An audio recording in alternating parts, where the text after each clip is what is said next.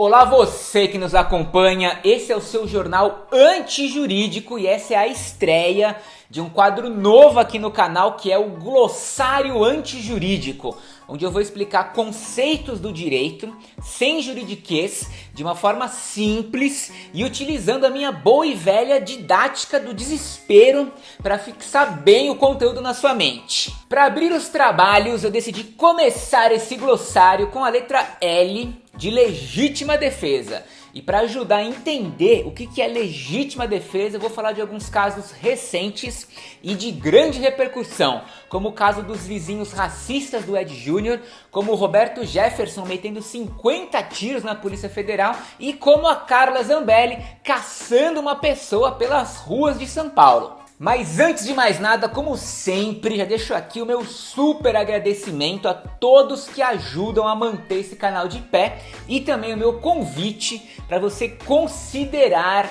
se tornar um apoiador do Jornal Antijurídico, tanto através do nosso Apoia-se, com quanto quiser, pelo tempo que quiser, ou também por meio do nosso Pix, o jornalantijurídico@gmail.com, um valor isolado dentro do que é possível, confortável ou simbólico para você, beleza? E agora também tem uma novidade que dá para você ajudar através do YouTube mesmo, com o clube de assinaturas do canal com o valor de R$ 4,99, o famoso 5 por mês, que você também pode cancelar a hora que quiser, beleza? Sem mais delongas, roda aí então a nossa vinheta da depressão.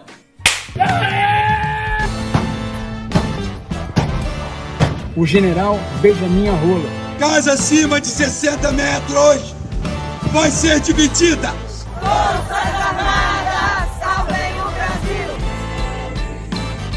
Perdeu, mané. Esse país é verde e amarelo! Então bora começar pelo começo e falar sobre a definição de legítima defesa que aparece lá no nosso Código Penal, no artigo 25. Entende-se em legítima defesa quem, usando moderadamente dos meios necessários, repele injusta agressão atual ou iminente a direito seu ou de outrem, certo? Legítima defesa é isso. Mas agora, quando a gente desmembra essa definição, você vê que existem aí requisitos para legítima defesa. É como uma receita de cozinha. Você vai precisar de uma agressão injusta, atual ou iminente. Você vai precisar usar moderadamente dos meios necessários e você vai precisar de um direito seu ou de outrem, o que significa que você pode agir em legítima defesa para se defender ou defender outra pessoa. E você sempre se defende de alguém, viu, criançada? Não dá para se defender de coisas. Por exemplo, não dá para você agir em legítima defesa contra um caminhão, supondo, situação imaginária. Todos esses requisitos que você viu são cumulativos. Isso significa que se faltar algum desses ingredientes na nossa receita, você não vai conseguir fazer uma legítima defesa. Vai dar ruim e o sabor não será dos mais agradáveis. Visto quais são os ingredientes da legítima defesa, em resumo, eles significam o seguinte: injusta agressão significa que, olha só que coisa, a agressão precisa ser injusta. Ou seja, ilícita, ilegal, contrária ao direito, enfim, você captou. Agora, se a polícia chega na sua casa com um mandado judicial, ou seja, eles vão te prender e talvez vão te encher de porrada, depender da cor da sua pele.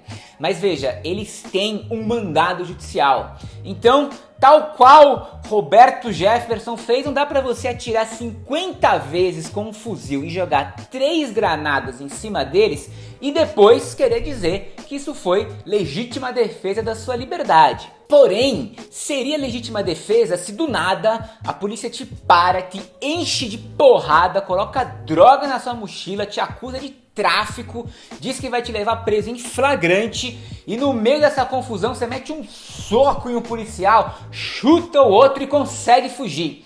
Isso é legítima defesa porque o que eles estão fazendo com você é uma agressão e é ilegal. Portanto, legítima defesa. Uma legítima defesa altamente não recomendável, mas seria legítima defesa. Seguindo a nossa lista de ingredientes, bora falar sobre o uso moderado dos meios necessários.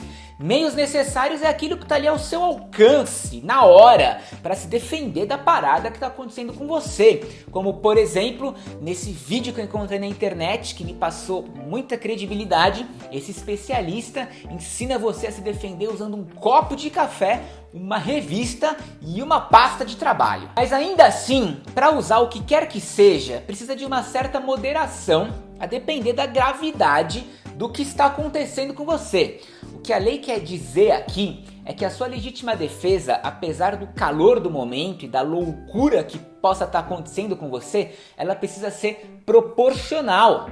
Do contrário, você estará agindo em excesso. E aí, adeus legítima defesa. Isso existe que é pro cara que tá inicialmente, de fato, agindo em legítima defesa, não se aproveitar da situação, vamos dizer assim, para ultrapassar o que seria uma legítima defesa e, por exemplo, matar alguém alegando legítima defesa. Alguém que talvez o cara sempre quis matar, mas só estava esperando o momento certo de se defender. Então, se você é o Haddad e tá no barzinho jogando sua sinuquinha de boa e alguém te dá um soco e te ataca, e você consegue se esquivar e revida o soco, nocauteia a pessoa, aí ele pega o taco de sinuca do chão e bate 10 vezes na cabeça dessa pessoa, você percebe que passou um pouquinho do ponto, né? O nocaute já estava de bom tamanho. As 10 porradas com o taco na cabeça da pessoa são o excesso. E aí você já saiu pela tangente do que seria uma legítima defesa e vai responder por isso. Próximo ingrediente: agressão atual ou iminente. Ou seja, o perigo que você está enfrentando já está acontecendo agora ou prestes a acontecer. Se uma pessoa em uma briga saca uma arma para atirar em você, você não precisa esperar ela atirar para a agressão se tornar atual e então você agir em legítima defesa. Por outro lado, se a agressão precisa ser atual ou iminente, por óbvio, entende-se que ela não pode ser futura e nem passada. Se uma pessoa te agride e foge e depois você procura ela na casa dela e desce a porrada nela, não é legítima defesa, é vingança. Vingancinha básica, mas não é legítima defesa. E pro futuro, a mesma coisa. Se o cara diz que vai te encher de porrada amanhã, daí hoje à noite você cola na casa dele e desce a porrada já pra evitar que amanhã ele te encha de porrada, também não é legítima defesa.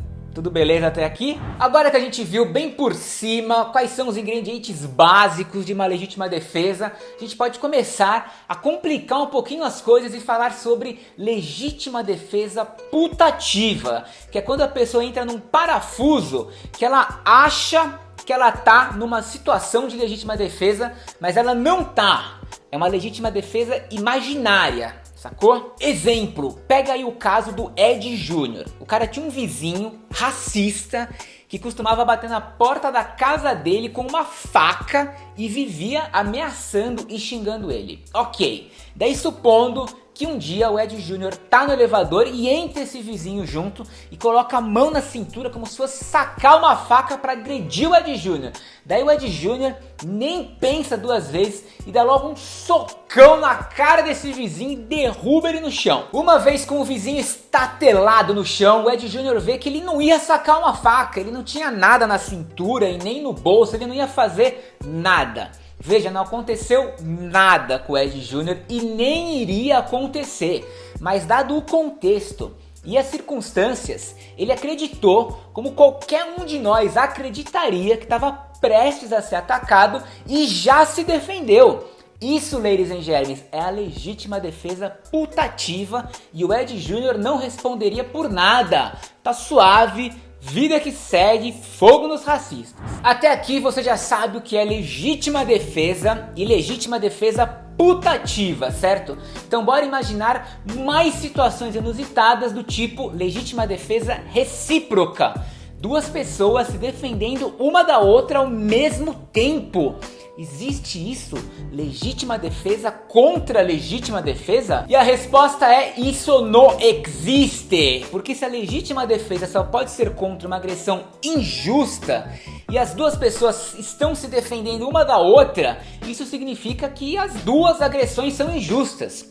E se você está agredindo injustamente uma pessoa, não tem como isso ser legítima defesa. Não dá pro Roberto Jefferson atirar 50 vezes na polícia e alegar legítima defesa e a polícia responder atirando 50 vezes no Roberto Jefferson e também alegar legítima defesa. Alguém precisa estar errado nessa história.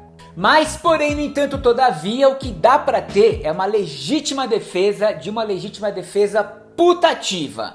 Voltando pro exemplo do Ed Júnior no elevador. Se o vizinho dele coloca a mão na cintura e ele ataca o vizinho agindo em legítima defesa putativa, o vizinho, por sua vez, que não iria atacar o Ed Júnior, poderia devolver um socão no Ed Júnior, que isso seria legítima defesa de uma legítima defesa putativa, sacou? Isso é possível, definitivamente não é algo que acontece todo dia, mas juridicamente falando é possível acontecer. Ninguém responderia por nada, tudo não teria passado de um enorme mal-entendido. Você viu que não rola, não existe legítima defesa contra legítima defesa. Mas existe legítima defesa contra legítima defesa putativa, a imaginária. Outra possibilidade é uma legítima defesa de excesso de legítima defesa. Para entender melhor isso, vamos voltar lá pro exemplo do Haddad jogando sinuca. Lembra que o cara atacou ele, daí ele se defendeu, deu um nocaute no cara e depois partiu pra cima dele para bater com o taco 10 vezes na cabeça dele? Pois bem, a gente viu que essas 10 batidas com o taco já entraram no excesso de legítima defesa, correto? Pois então, se depois da 6ª porrada o cara consegue se levantar, ainda totalmente grogue de tudo, sangrando na cabeça, tudo girando, ele pega uma faca aleatória no chão e acerta o Haddad, daria para se falar de legítima defesa, de excesso de legítima defesa. O nome disso no juridiquês é legítima defesa sucessiva, quando o agressor inicial se transforma em vítima e a vítima inicial se transforma em agressor. Agora que você já tá bem confuso com esse tanto de formas de legítima defesa que talvez você nunca tenha nem ouvido falar, eu vou explicar mais uma, que eu prometo que será a última, que é a legítima defesa subjetiva, que é uma mistura de excesso de legítima defesa com legítima defesa putativa, entendeu? A legítima defesa subjetiva acontece quando a pessoa de fato age em legítima defesa, mas daí, achando que ela ainda está em legítima defesa, ela age em excesso. Por isso que eu falei que é uma mistura de excesso com putativa, mas você vai entender melhor com um exemplo. Imagina só que uma pessoa te ataca. Só que não é qualquer pessoa, é uma pessoa grande, forte, marombada, é um lutador de UFC bolsonarista, é o Vanderlei Silva. Maluco já encheu de porrada gente gigante. Esse cara veio pra cima de você, te encher de porrada, daí por alguma graça divina, você consegue se esquivar do primeiro golpe dele e acerta um soco que derruba ele nocauteado. Só que, mano, é o Vanderlei Silva. É óbvio que um soco não vai deter ele. Ele vai levantar mais bravo ainda e vai te engolir. Então, enquanto ele ainda tá no chão, meio tontinho e tal, você pega uma pedra na calçada, taca na cabeça dele e ele morre. Pronto, você entendeu o que é legítima defesa subjetiva. Quando você deu o primeiro soco no Vanderlei Silva, você tava mesmo em legítima defesa. A pedrada na cabeça dele foi um excesso que acabou matando o Vanderlei. Mas na hora da pedrada, você acreditava que ainda estava se defendendo. Você achava que como ele era mais forte, mais experiente em lutas, que ele ia levantar depois de um nocaute em questão de segundos, que nem acontece no UFC, que os caras às vezes apagam, daí eles acordam rapidinho e já saem batendo no juiz, sabe? Só que não, bicho, ele já tava nocauteado e a pedrada que você deu foi super desnecessária e matou ele. Legítima defesa subjetiva é essa, quando você já tá salvo, mas imagina que ainda tá em perigo e daí exagera na dose. Só que apesar do exagero, é legítima defesa. Diferente do excesso na legítima defesa, que você responde pelo excesso, no caso da legítima defesa subjetiva, você não responde por esse excesso. Se você, minha camarada abolicionista, chegou até aqui e continua sóbria, você já é uma especialista em legítima defesa, portanto chegou a hora da gente analisar um caso concreto, do início ao fim, bem fácil, envolvendo ninguém mais, ninguém menos do que Carla Zambelli. Carla Zambelli, caso você seja alguém muito do futuro que está assistindo esse episódio e nem sabe, nem se lembra quem que é Carla Zambelli, ela é uma bolsonarista raiz que iniciou a sua carreira política fazendo o controle do banheiro durante as manifestações a favor no golpe da nossa então presidenta Dilma. A gente tem pessoas responsáveis por algumas tarefas. Eu sou responsável por controlar o banheiro. A gente vai permanecer no acampamento até o impeachment sair. Fora isso, ela sempre se envolveu em polêmicas, fake news e tretas, sendo uma delas, tipo, uma polêmica de boa, uma polêmica leve. Ninguém mais lembra disso, foi quando ela anunciou no meio da pandemia que estava com Covid e que se trataria com hidroxicloroquina, um medicamento defendido pelo Bolsonaro e sem eficácia cientificamente comprovada. E sim, essa foto registra o presidente do Brasil mostrando uma caixa de hidroxicloroquina para uma ema. 2 dias depois de anunciar que estava com Covid, ela postou que estava com dores no corpo, sem conseguir dormir e pediu orações. Ocasião em que ela mesma comentou esse post se desejando força. Errado ela não tá, mas é um comportamento no mínimo peculiar. Na sequência, ela foi internada no hospital DF Star para tratar do Covid e 2 dias depois novamente postou que já estava curada graças ao uso da hidroxicloroquina. Mas porém, no entanto, todavia, o próprio hospital que ela estava se sentiu na obrigação de divulgar uma nota para informar que ela jamais foi infectada por Covid, que ela foi internada na verdade para tratar de endometriose. Para você do futuro, essa foi uma polêmica leve da Carla Zambelli, algo que ninguém se lembra mais. No meio de uma pandemia mundial que matou quase 700 mil brasileiros, ela mentiu sobre estar com Covid para recomendar um remédio sem eficácia. Agora vamos ao nosso estudo de caso envolvendo a Carla Zambelli. Como nada do que você aprendeu sobre legítima defesa se aplica ao que aconteceu com ela, ao contrário do que ela alega. Para quem não se lembra, sábado, véspera de eleição, segundo turno, Bozo versus Lula, tá lá Carla Zambelli saindo de um restaurante com algumas pessoas quando cruza o caminho do jornalista Luan Araújo. Um mano que, como muitos de nós, devia estar entalado há muito tempo e resolveu partir pro esculacho e detonar em público a Carla Zambelli. Seu filho da puta. Vai embora, velho. Vai embora. Tchau. Tchau. Até amanhã. Até amanhã. Amanhã é Lula.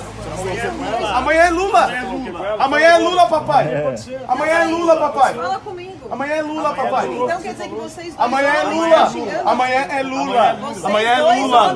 Amanhã é Lula, irmão. E de fato, o mano xinga ela, provoca, tava a fim de causar. Mas a Carla Zambelli tá muito acostumada com esse tipo de hostilidade, tanto de provocar quanto de ser provocada. Então veja, ela não pede socorro, ela não vira as costas e vai embora, ela tá ali interagindo com o cara e até mesmo chamando a atenção dele pra ela e querendo contra-argumentar alguma merda que ela acha que vai ser uma enorme lacração. Amanhã é Lula. Tira o celular da sua mão. Amanhã é Lula, papai. Amanhã é Lula, tio. Não, pera só um Amanhã pouquinho. é Lula, tio. Repete o que você falou. Amanhã é Lula, tio. Para de gravar. Vocês vão voltar pro bueiro, vocês vão voltar pro bueiro porque vocês deviam ter saído, seus filhos da puta. É melhor que ir pra bueiro, vou voltar pro bueiro, velho. Vocês vão voltar pro bueiro. Portanto, até aqui, o que as imagens mostram é que Carla Zambelli não aparenta estar com medo da situação, até porque ela tá armada e com segurança policial militar que também estava armado. Fato é, a treta se desenrola e tal até que o Luan Araújo vira as costas e vai embora.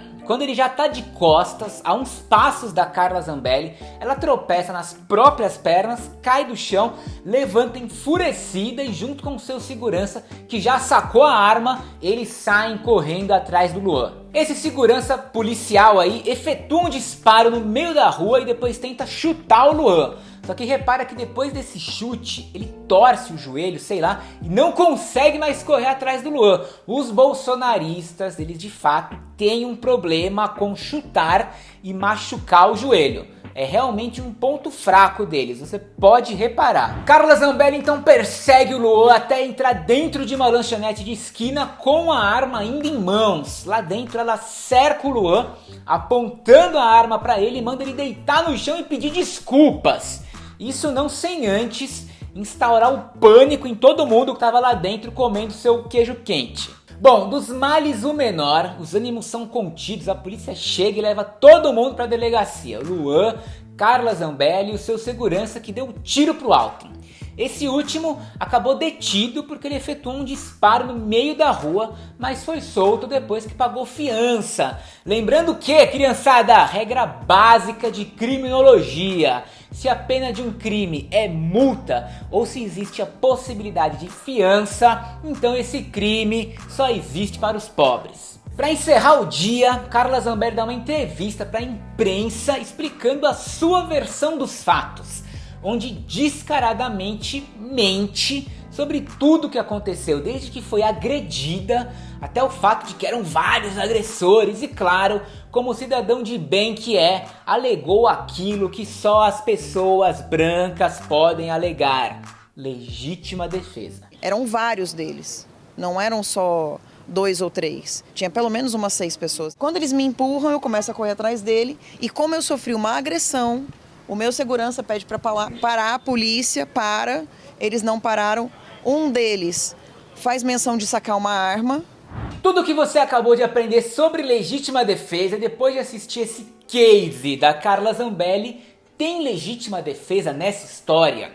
Veja, quando uma pessoa está correndo de você, de costas, porque você está apontando uma arma para essa pessoa, não existe mais agressão atual ou iminente. Pelo contrário, você é que está literalmente colocando aquela pessoa para correr. Não tem como você tropeçar sozinha, sacar uma arma, correr atrás de alguém e dizer que isso foi legítima defesa. Mas fazendo o advogado do diabo por um momento, supondo que no caso a Carla Zambelli é o diabo e ela sequestrou toda a minha família e está me obrigando a ser o advogado dela. O máximo que poderia existir nessa história seria uma legítima defesa putativa, imaginária, mas ainda assim só se ela tivesse sacado a arma pro cara no meio daquela discussão. Daria pra falar que ela achou que o cara ia atacar ela, que ela achou que tava correndo perigo de ser agredida, que o malucão tava fora de controle, tava super exaltado e tal. É forçar a barra alegar isso? É. Mas um juiz, homem, branco, como todos os juízes são basicamente, cidadão de bem, que votou no Bolsonaro e tudo mais, poderia facilmente decidir a favor da Carla Zambelli de que ela agiu em legítima defesa. Por outro lado, já que não teve legítima defesa coisa nenhuma, sobram então diversos crimes que a Carla Zambelli cometeu, como constrangimento e ameaça. Da hora que ela cai até a hora que ela tá encurralando o cara no bar, quem tava buscando confronto era ela. Para além disso, você também já entendeu que não existe legítima defesa contra uma ofensa moral. A pessoa pode xingar de tudo o que for, mas uma agressão verbal não é uma agressão física. Não tem legítima defesa diante disso, não é proporcional alguém te xingar e você sacar uma arma, perseguir essa pessoa pelas ruas até ela te pedir desculpas. Por fim, mas não menos importante, na realidade é a parte mais importante, é a questão do racismo. Sobretudo quando a Carla afirma que usaram, aspas, um homem negro para atacar ela. Usaram quem? Quem que usou um homem negro para atacar? Enfim, mas não é sobre quem usou um homem negro para atacar ela nessa grande conspiração do PT contra a Carla Zambelli. O ponto é, ela colocar isso, homem negro, como um elemento estruturante do fato dela ter se sentindo ameaçada e da necessidade de legítima defesa. Me empurraram no chão, um homem negro, eles usaram um negro para vir em cima de mim, eram vários. Para encerrar os argumentos que a Carla Zambelli utilizou para justificar a sua legítima defesa, há também o lance envolvendo seu porte ilegal de armas. Ela tem porte de armas, mas naquele dia, véspera de eleição, ela não poderia estar armada, ou seja, porte ilegal de armas. Isso porque há uma resolução do Tribunal Superior Eleitoral desse ano que passou a proibir o transporte de armas e munições em todo o Brasil nas 24 horas que antecedem as eleições e nas 24 horas que sucedem as eleições. O objetivo dessa resolução é, em um país onde 1.300 armas são compradas todos os dias, tentar dar um tempo de paz e tentar garantir minimamente que pelo menos um dia antes e um dia depois de votar, você fique livre de ameaças e confrontos armados decorrentes da violência política. Mas para Carla Zambelli não. Para ela, a resolução é ilegal. E se para ela é ilegal, então ela não precisa cumprir, ponto final. Agora você, por acaso, consegue imaginar um homem negro numa nice, numa boa, falando pra polícia e pra imprensa que tava armado mesmo e que vai seguir armado porque não respeita nenhuma resolução ilegal que um tribunal superior qualquer aí eleitoral decidiu, e eu discordo, e é isso aí. Tem uma resolução do TSE de que você não pode portar arma um dia antes da eleição. Como é que a senhora avalia? Eu não respeito resolução ilegal. Eu tenho porte de arma e enquanto o bandido não vai respeitar a resolução do TSE. Eu quero proteger minha vida e eu agi em legítima defesa. Diante de tudo isso que aconteceu e da possibilidade de ser processada e tudo mais, a Carla Zambelli, provavelmente bem consciente da merda que fez, resolveu partir para resistência civil lá em Miami, como grande patriota que é. Ela disse que viajou para os States não porque estava fugindo, mas para estudar meios de restaurar a liberdade de expressão no Brasil junto às autoridades americanas, né? Porque se tem uma coisa que hoje está tirando o sono das autoridades americanas, não é a guerra na Ucrânia, não são os testes com mísseis nucleares na Coreia do Norte.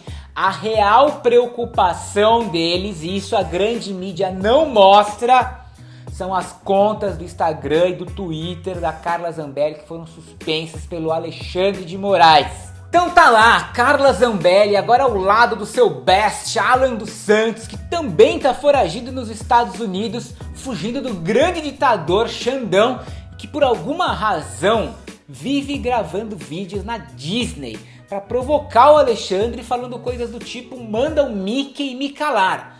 O que eu não entendo até agora é como que essas coisas se conectam. O governo americano sabe que eu tô em Orlando. Sou vizinho do Mickey. Pede pro Mickey me calar. Pede pro Mickey Mouse me calar. Portanto, é isso aí, camaradas abolicionistas. Eu vou ficando por aqui. Espero que vocês tenham gostado da estreia do glossário antijurídico e entendido melhor o que é legítima defesa. E quem quiser, fica à vontade aí para nos comentários recomendar novos termos para serem dissecados aqui nesse glossário. E antes de me despedir, novamente fica o meu convite para você considerar fortalecer o Jornal Antijurídico através do nosso Apoia-se, com quanto quiser, pelo tempo que quiser, ou então por meio do nosso Pix, jornalantijurídico@gmail.com, valor isolado, dentro do que é possível, confortável ou simbólico para você. Ou então, quem sabe, aqui mesmo pelo YouTube, com o clube de assinaturas do canal com o valor de R$ 4,99, cincão por mês, que você também pode cancelar a hora que quiser. Beleza? Até semana que vem. Valeu, falou!